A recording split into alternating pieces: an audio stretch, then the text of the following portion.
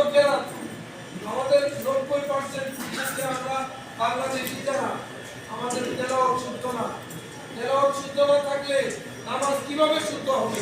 কারণ নামাজের ভিতরে যে 6টা ফরজ তার মধ্যে অন্যতম একটা ফরজ হলো কোরআন তেলাওয়াত। তাহলে আমরা এই রমজান মাসটা কোরআন নাজিলের মাসে কোরআন তেলাওয়াত আমরা বিশুদ্ধভাবে শিখব। দ্বিতীয় হলো এই কোরআন আমাদের বুঝতে হবে। আমরা এই কোরআন কিন্তু বুঝি না। ওই যে ডাক্তারের কাছে রোগী নিয়ে গেছে, দায়িত্ব ওষুধ খাওয়াই শিশি বোতল আছে না, ওই বোতল জাগতে বলছে আর রোগীর অভিভাবক মনে করছে রোগীরে বাঁচাই এখন ডায়রিয়া রোগী বাচ্চা রোগী আর এই যে বোতল থাকছে ততটা অবস্থা হলো রোগী এবং সে মারা গেছে। এখন যখন রোগী ডাক্তারে ধরতে গেছে, ডাক্তার জিজ্ঞাসা করছে কেন আমার কথা মতো ওষুধ খাওয়া নাই, ঠিক মতো জায়গা ওষুধ খাওয়া নাই, তারা রোগীর একটু যাচ্ছি তখন ডাক্তার জিজ্ঞাসা করছে আমি তো রোগীরে যাতে বলি না, আমি ওই ওষুধের শিশি বোতল ওইটা আমি জানতে বলছি। এটা কোরআন যদি আমরা পড়তে দেখা না জানি, কোরআনের ভিতরে আমরা কি মেসেজ জানতে বলছে না ওষুধের শিশি জানতে বলছে, কোরআনের ভিতরে বৃত্তান্ত আমরা যদি না জানি না বুঝি তাহলে কোরআনের হতাশা করতে হবে। কোরআন আমাদের এক নম্বর পড়তে হবে, 2 নম্বর পড়তে হবে, 3 নম্বর পড়তে হবে, বুঝতে হবে।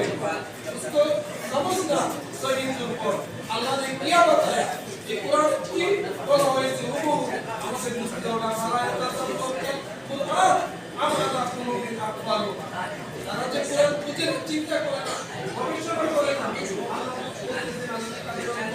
আল্লাহ মেরে দিয়েছি। আল্লাহ কিন্তু আফমান সারা আল্লাহ সাদরাহুল ইসলাম, ইসলামের জন্য আমাদের দিন আমাদের পক্ষ আল্লাহ খুলে দিয়েছে। এবং কোরআন যদি না বুঝি তাহলে ব্যাপারটা এরকম দ্বারা যে আল্লাহ আমাদের অন্তরে খাতাম আল্লাহু আলা কুলুবি, আমাদের অন্তরে তালা মেরে দিয়েছে। অথচ আল্লাহ আমাদের অন্তরে কি করেন না, তালা মেরে দেন না, আল্লাহ সিনাকে খুলে রাখছেন। আলাকাদ ইয়াসসারতাল কুরআন, কোরআনকে আল্লাহ সহজ করেছেন, কিন্তু এই কোরআন বোঝার জন্য আমরা মিনিমাম চেষ্টা করতেছি। এই রমজানের এই মাসে, এই পবিত্র মাসে, কোরআন নাজিলের মাসে কোরআনের 3টা হক আমাদের আদায় করতে হবে। কয়টা হক?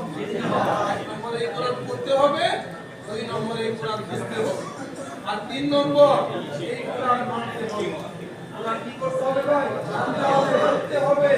এই কোরআন আমরা মানি না, যথাযথভাবে মানি না। আমাদের বাংলাদেশে কোরআনের শাসন ব্যবস্থা নাই, কোরআনের বিচার ব্যবস্থা নাই, কোরআনের আলোকে অর্থ ব্যবস্থা নাই, কোরআনের আলোকে আমাদের শিক্ষা ব্যবস্থা নাই। কিছুই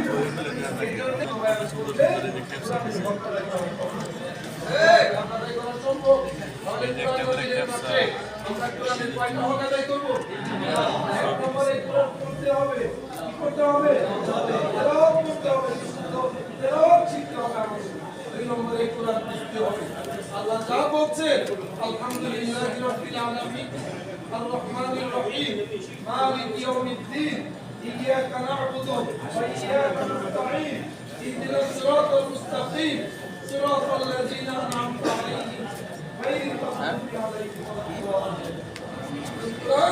আমাদের হুবহু ঠিক মেসেজ আল্লাহ দিয়েছে, কি বার্তা দিয়েছে, খবর দিয়েছে, সেটাই কোরআন পড়ে আমাদের বুঝতে হবে। আর 3 নম্বর সবচাইতে গুরুত্বপূর্ণ কোরআন জানতে হবে। কোরআন কি করতে হবে? ব্যবস্থার ক্ষেত্রে, তারপর আমাদের বিচার ব্যবস্থার ক্ষেত্রে, আমাদের ব্যবস্থার ক্ষেত্রে আমাদের কোরআন জানতে হবে। বাংলাদেশে শাসন ব্যবস্থায় কোরআনের আইন নাই, শাসন ব্যবস্থা চলে ব্রিটিশের আইন দ্বারা। এইটা কিন্তু মুসলিম সমাজে কেন হতে পারে না? আমাদের শাসন ব্যবস্থা হইতে হবে কোরআন সুন্নাহর শাসন ব্যবস্থা, আমাদের বিচার ব্যবস্থা হইতে হবে কোরআন সুন্নাহর বিচার ব্যবস্থা, আমাদের অর্থনৈতিক ভাবে হইতে হবে যাকাত ভিত্তিক অর্থনীতি এবং সুদমুক্ত অর্থনীতি। আমাদের দেশে এটা নাই। এবং আমাদের শিক্ষা ব্যবস্থা হইতে হবে ওহী ভিত্তিক।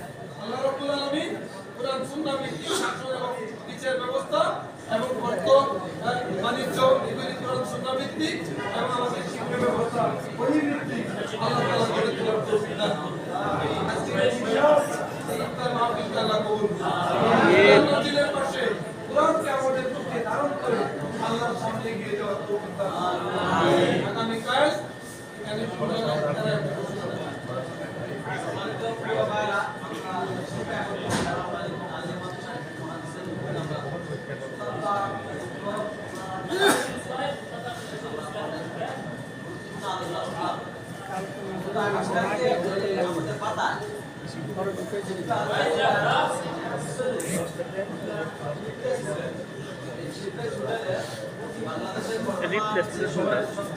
রিপ্লেস হলে 500 মানুষ থাকবে।